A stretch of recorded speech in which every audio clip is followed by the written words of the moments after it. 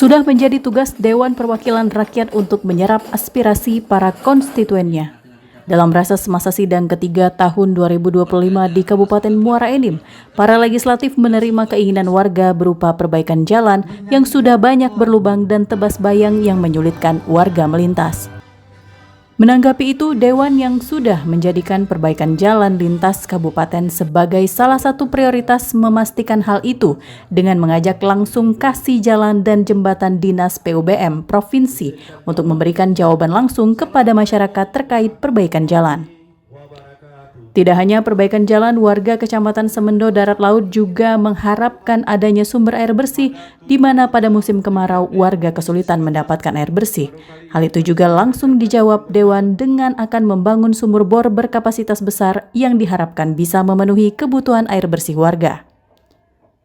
Selain itu, jaringan internet yang juga masih sulit bahkan blank spot membuat warga mengadukan kondisi tersebut kepada perwakilan mereka ini.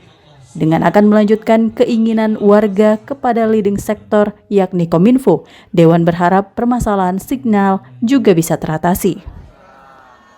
Selain itu, fasilitas pendidikan dan juga kesehatan yang dianggap masih kurang tak luput dari perhatian dan selanjutnya akan membawa aspirasi warga kepada dinas-dinas terkait agar apa yang selama ini menjadi kekhawatiran dan kebutuhan masyarakat bisa terpenuhi.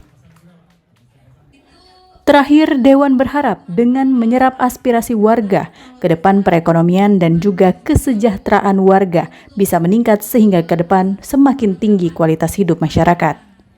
Pada kesempatan itu juga Dewan memberikan cenderamata dan juga bantuan kepada masyarakat dengan harapan bisa sedikit membantu kebutuhan masyarakat.